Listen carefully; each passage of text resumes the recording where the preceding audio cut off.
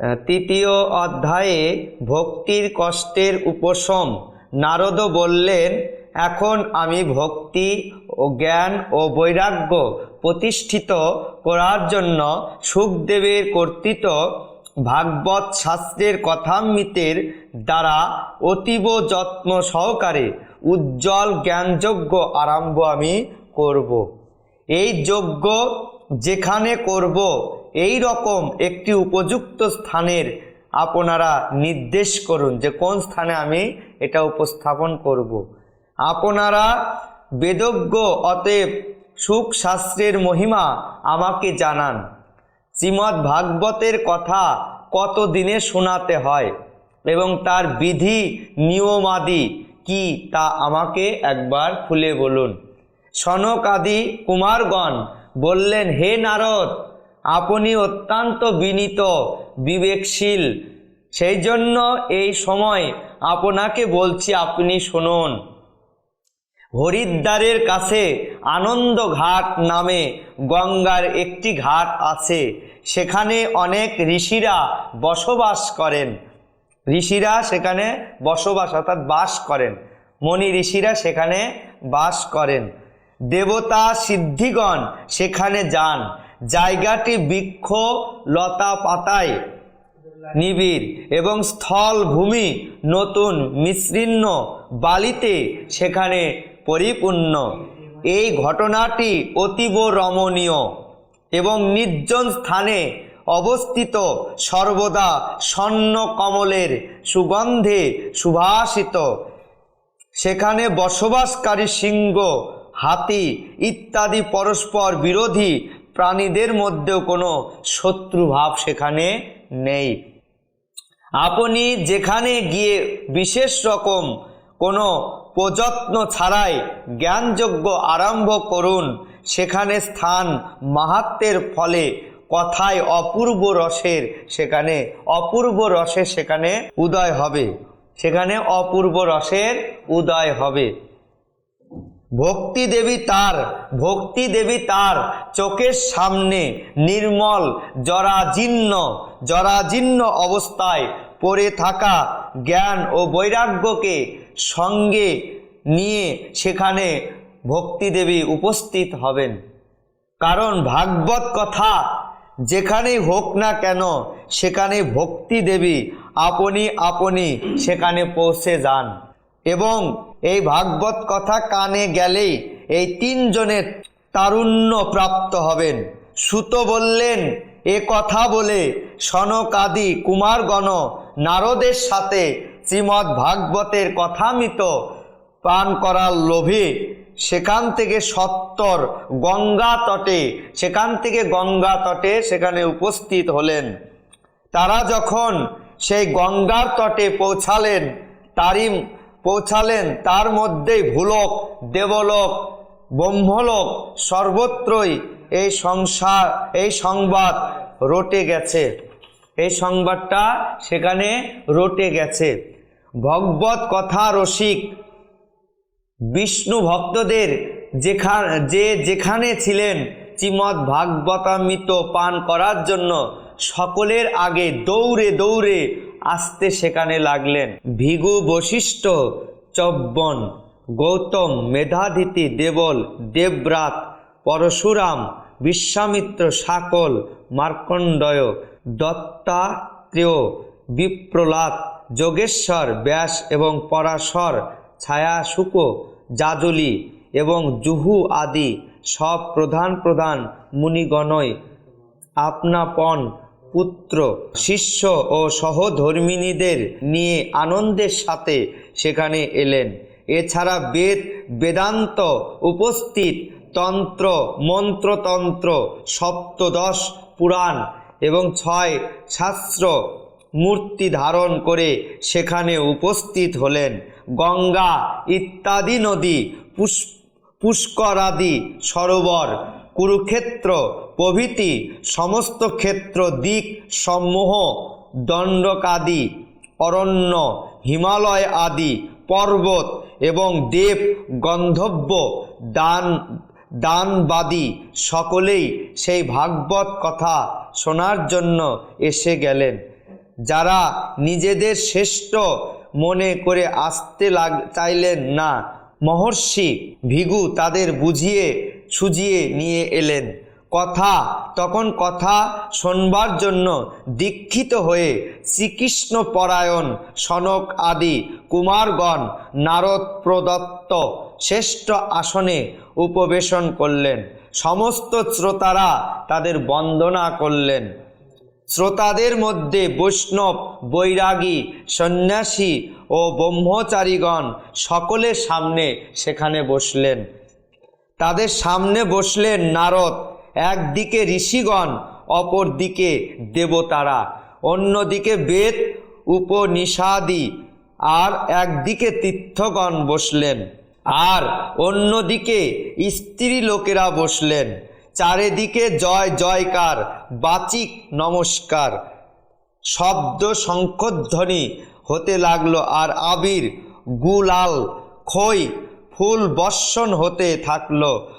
কোনো দেবশ্রেষ্ঠগণ তো বিমানে চড়ে সেখানে উপবিষ্ট সকলের উপর কল্পবৃক্ষের পুষ্প বর্ষণ করতে সেখানে লাগলেন।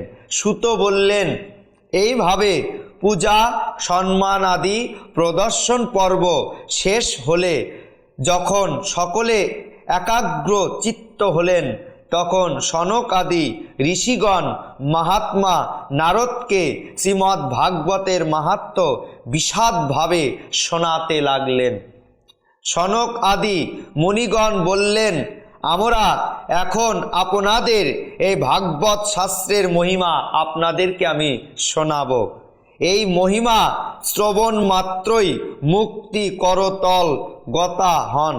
শ্রীমদ্ ভাগবতের কথা সর্বদা সেবন ও আস্বাদন করা আমাদের উচিত। এই কথা শ্রবণ মাত্রই ভগবান শ্রীহরি তার হৃদয়ে এসে আসন গ্রহণ করেন। এই গ্রন্থ 18,000 শ্লোক এবং 12টি স্কন্ধ আছে, এবং রাজা পরীক্ষিত সেই শ্রী সুখদেবের কথোপকথনে এটি সমৃদ্ধ।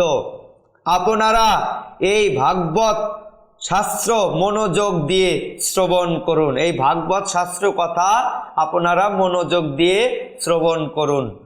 যতদিন পর্যন্ত মুহূর্তের জন্য এই সুখ শাস্ত্রের কথা আমাদের কর্ণকুহারে প্রবেশ না করে, ততদিন পর্যন্ত মানুষ অজ্ঞানবশত সংসার চক্রে পরিভ্রমণ করতেই থাকে। অনেক শাস্ত্র ও পুরাণ শ্রবণে কি লাভ? এতে তো বৃথায় ভ্রম সংশয় বাড়তে থাকে। মুক্তি প্রদানের জন্য তো একমাত্র ভাগবত শাস্ত্রই উচ্চস্বরে আহ্বান করছে।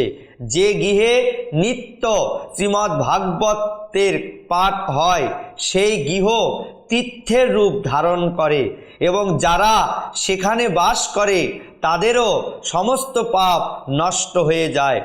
বহু হাজার অশ্বমেধ যজ্ঞ এবং শত শত বাজপেয় যজ্ঞ এই সুখ শাস্ত্র কথার 16 ভাগের 1 ভাগের সমকক্ষ নয়। তাহলে 16 ভাগের 1 ভাগেরও সমকক্ষ নয়। হে তপোধনগণ, শ্রীমদ্ ভাগবতের যতক্ষণ না সমগ্র রূপে শ্রবণ করা হয়, ততক্ষণ পর্যন্ত মানুষের শরীরে পাপ ভর করে থাকে। ফলের দৃষ্টিতে গয়া, গঙ্গা, কাশী, পুষ্কর বা প্রয়াগ কোনো তীর্থই এই সুখ শাস্ত্র কথা শ্রবণের ফলের সমান হতে পারে না। যদি আপনাদের পরম গতি প্রাপ্তির ইচ্ছা হয়, তাহলে উচ্চারণ করেই শ্রীমদ্ ভাগবতের অর্ধ বা 1/4 শ্লোক নিত্য নিয়মিত পাঠ করুন।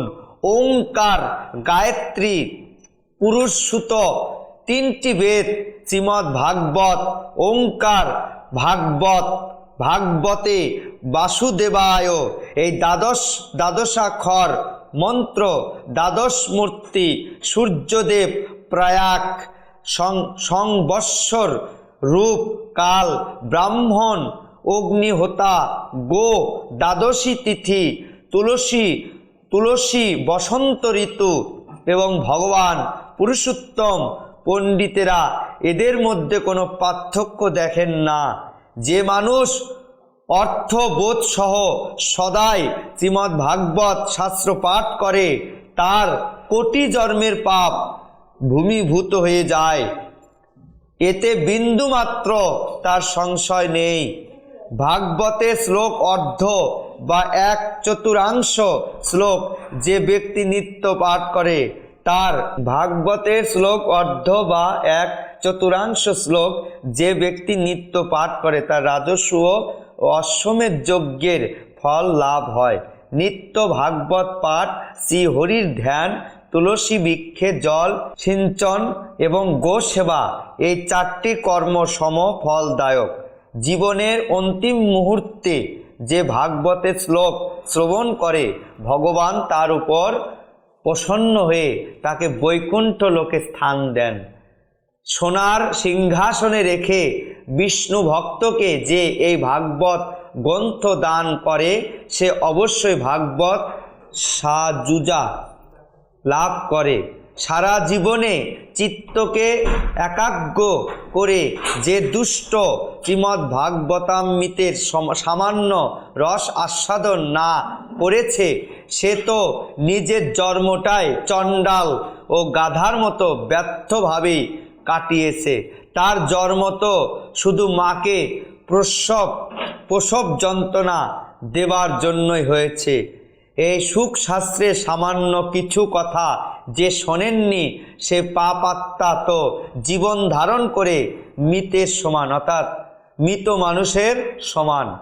পৃথিবীর ভারসাম্য সেই পশুতুল্য মানুষকে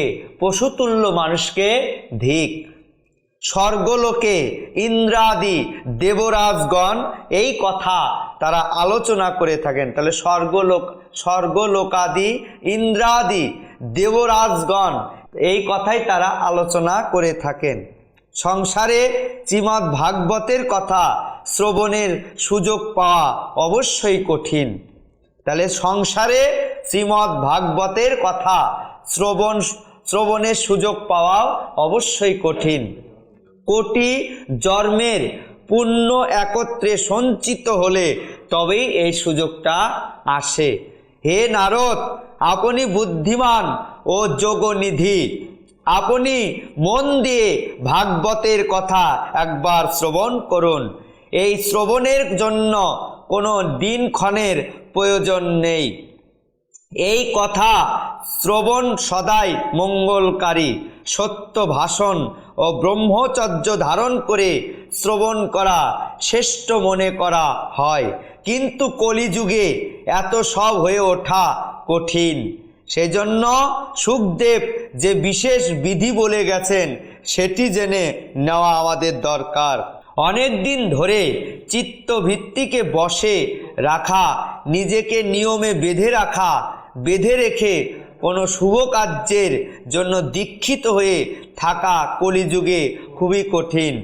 এই জন্য সপ্তাহে শ্রবণের বিধি রয়েছে। শ্রদ্ধার সাথে যে কোনো সময় শ্রবণ করলে অথবা মাঘ মাসে শ্রবণ করলে যে ফল হয় সপ্তাহ ধরে শ্রবণে সেই ফলই লাভ হয়। সুখদেব এই কথা নির্ধারণ করে দিয়েছেন। মনের অসংযম, রোগের প্রকোপ এবং আয়ুর স্বল্পতা এবং কলিযুগে অনেক দোষের সম্ভাবনার দারুণ্যই সপ্তাহ শ্রবণের বিধান করা হয়েছে। তপস্যা, যোগ সাধন ও সমাধির দ্বারা যে ফল লাভ করা যায় না সেই ফল ভাগবতের সপ্তাহে শ্রবণে সহজেই লাভ করা যায়। এই সপ্তাহ শ্রবণ যজ্ঞ তপস্যার থেকে অধিক ফলদায়ী, তীর্থ ভ্রমণের চেয়ে তো সর্বদাই অধিক, যোগ সাধনের চেয়ে অধিক তো বটেই, এমনকি ধ্যান এবং জ্ঞানের চেয়েও বেশি ফলদায়ী। এর বৈশিষ্ট্য কত আর বলা যায়। এ তো সমস্ত সাধনার থেকেও অধিক ফলদায়ক। শৌনক জিজ্ঞাসা করলেন, হে সুত, এ তো আপনি আশ্চর্য কথা বললেন। অবশ্যই এই ভাগবত পুরাণ যোগবেত্তা ব্রহ্মারও আদি কারণ, নারায়ণকে নিপূরণ করে কিন্তু মোক্ষ লাভের জন্য সম্পাদিত জ্ঞানাদি সব সাধনকে নগণ্য করে। এই যুগে সেই সব সাধনের চেয়েও ভাগবতীয় কথা কি করে বড় হলো?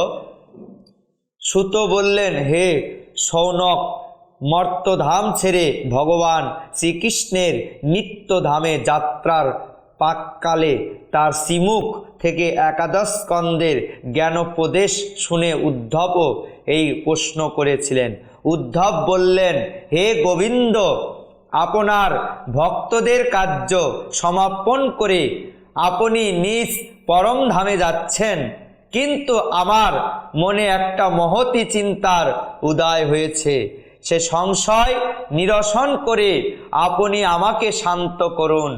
অতি শীঘ্রই কলিকাল আসছে, তাই সংসারে অনেক দুষ্ট লোকের প্রাদুর্ভাব হবে।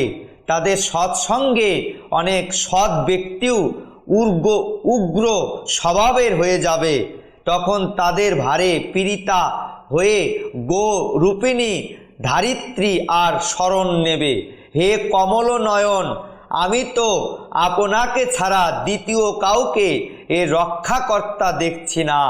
সুতরাং হে ভক্ত বাৎসল্য, আপনি সাধুদের প্রতি কৃপা করে এখান থেকে যাবেন না। হে ভগবান, আপনি বস্তুত নিরাকার চিন্ময় তত্ত্ব হয়ে শুধুমাত্র ভক্তের জন্য তো এই সগুণ রূপ ধারণ করছেন। তাহলে আপনার বিয়োগে এই ভক্তজন পৃথিবীতে কি করে বাস করবে? নির্গুণ উপাসনা তো বড়ই কষ্টকর ব্যাপার। সুতরাং অন্য কিছু চিন্তা করুন। প্রভাস ক্ষেত্রে উদ্ধবের এই কথা শুনে ভগবান চিন্তা করতে লাগলেন যে ভক্তদের আশ্রয়ের জন্য আমার কি ব্যবস্থা নেওয়া উচিত। হে শৌনক, ভগবান তখন তার সমস্ত শক্তি ভাগবতের মধ্যে রেখে দিলেন। তিনি অন্তর্ধ্যান করে এই ভাগবত সমুদ্রে প্রবেশ করে গেলেন। তাই এই ভাগবত ভগবানের সাক্ষাৎ শব্দময়ী মূর্তি। এর পূজা, শ্রবণ, পাঠ অথবা শুধুমাত্র দর্শনেই মানুষের সব পাপ নাশ হয়ে যায়। এজন্য এই ভাগবতের সপ্তাহ শ্রবণ সর্বশ্রেষ্ঠ রূপে গণ্য করা হয়। আর কলিযুগে তো অন্য সমস্ত সাধনার চেয়ে এই ভাগবত ধর্মকেই শ্রেষ্ঠ বলা হয়েছে। এই ভাগবত ধর্মকেই শ্রেষ্ঠ বলা হয়েছে। কলিকালে এই শাস্ত্রই হলো এমন একটি ধর্ম যা দুঃখ, দারিদ্র, দুর্ভাগ্য আর পাপ মোচন করে দেয় এবং কাম ক্রোধাদি রিপুর উপর আধিপত্য প্রতিষ্ঠিত করে। নচেত ভগবানের এই মায়া থেকে পরিত্রাণ পাওয়া যেখানে দেবগণের পক্ষে দুঃসাধ্য, সেখানে মানুষের আর কি কথা থাকতে পারে। সুতরাং এই মায়ামোহ মুক্তির জন্য সপ্তাহ শ্রবণের বিধান করা হয়েছে। সুত বললেন, হে শৌনক, সনকাদি মুনীশ্বরগণ যখন সপ্তাহ শ্রবণের মাহাত্ম্য ব্যাখ্যা করেছিলেন, তখন সবাই একটা বড় আশ্চর্য ব্যাপার ঘটেছিল। আমি সেই কাহিনী তোমাকে বলছি, তুমি শোনো। তরুণাবস্থা প্রাপ্ত তার 2 ছেলেকে সাথে নিয়ে বিশুদ্ধ প্রেমরূপা ভক্তি দেবী বারবার শ্রীকৃষ্ণ গোবিন্দ হরে মুরারে, হে নাথ নারায়ণ বসুদেব ইত্যাদি ভগবানম উচ্চারণ করতে করতে অকমত সেখানে উপস্থিত হলেন। সমস্ত সভাসদেরা দেখলেন যে পরমা সুন্দরী ভক্তি রানী ভাগবতের অর্থের ভূষণ ধারণ করে সেখানে এসেছেন। মুনিগণের সেই সভায় সকলে আলোচনা করতে লাগলেন, ইনি এখানে কিভাবে এলেন? তখন সনক আদি মুনিগণ বললেন, এই ভক্তি দেবী এই মাত্র ভাগবত কথার অর্থ থেকে প্রকাশিত হয়েছেন। তাদের এই কথা শুনে ভক্তি তার পুত্রদের সাথে অত্যন্ত বিনম্র ভাবে সনত কুমারদের বললেন। ভক্তি দেবী বললেন, কলিযুগে আমি প্রায় শেষ হয়ে গিয়েছিলাম। আপনাদের কথামৃত সিঞ্চন আমাকে আবার পুষ্ট করেছে। এখন আপনারা বলুন যে আমি কোথায় যাব। এ কথা শুনে সনকাদি মুনিগণ বললেন, তুমি ভক্তদের কাছে ভগবানের স্বরূপ প্রদানকারিণী, অন্যান্য প্রেম দায়িনী এবং ভবরোগ নির্মূলকারিণী। অতএব ধৈর্য ধারণ করে তুমি নিত্য নিরন্তর বিষ্ণু ভক্তদের হৃদয়ে বাস করো। এই কলিযুগের দোষ সকল সর্বত্রই নিজ প্রভাব বিস্তার করলেও সেখানে তোমার উপর দৃষ্টি পর্যন্ত ফেলতে পারবে না। এইভাবে তাদের অনুমতি পাওয়া মাত্রই ভক্তি দেবী অবিলম্বে ভগবত ভক্তগণের হৃদয়ে গিয়ে স্থান নিলেন। যার হৃদয়ে শুধুমাত্র শ্রীহরির প্রতি ভক্তি নিবাস করে সে ত্রিলোকের মধ্যে অত্যন্ত নিধন হলেও পরম ধন্য। কারণ এই ভক্তির সূত্রে বাধা পড়ে তো সাক্ষাৎ ভগবান নিজের পরম ধাম ছেড়ে তার হৃদয়ে এসে বাস করেন। মত্ত ধামে এই ভাগবত পরম ব্রহ্মের সাক্ষাৎ বিগ্রহ। এর মহিমা আমি কতটুকুই বা বর্ণনা করতে পারি। এই ভাগবতের আশ্রয় নিয়ে এই কথা পাঠ করে শোনালে তো শ্রোতা এবং পাঠক বা কথক উভয়েরই ভগবান শ্রীকৃষ্ণের সাযুজা প্রাপ্তি ঘটে। অতএব একে ছেড়ে অন্য ধর্মের আশ্রয়ের আর কি প্রয়োজন। শ্রী মহর্ষি বেদব্যাস প্রণীত পরমহংসী সংহিতা শ্রীমদ্ভাগবত মহাপুরাণের শ্রীমদ্ভাগবতের মাহাত্ম্য ভক্তি কষ্ট নির্বৃত্তি নামক তৃতীয় অধ্যায়ের বঙ্গা অনুবাদ সমাপ্ত।